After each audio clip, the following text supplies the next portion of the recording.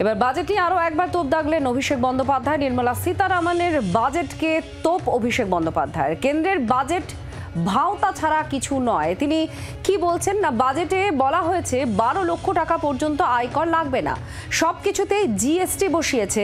একদিকে বছরে 20,000 টাকা ছাড়, অন্যদিকে জিএসটি বাবদ বছরে 98,000 টাকা নিয়ে নিচ্ছে। কেন্দ্রীয় অর্থমন্ত্রী উত্তর দিতে পারেননি তোপ তৃণমূলের সর্বভারতীয় সাধারণ সম্পাদকের। কেন্দ্র সরকারের যে বাজেট তারা পেশ করেছে বা পরিবেশন করেছে, এটা ভাওতা ছাড়া কিছু নয়।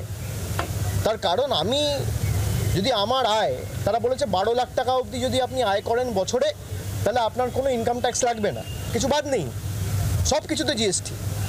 তা একজন যদি জিএসটির বাবদে যে 1 লাখ টাকা মাসে কামায় আর বছরে 12 লাখ টাকা কামায়, তাকে 98,000 টাকা খালি জিএসটিতে দিতে হচ্ছে।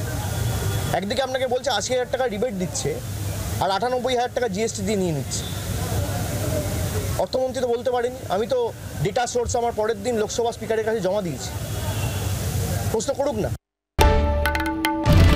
বাংলার আওয়াজ, বাঙালির আবেগ, জি 24 ঘন্টা।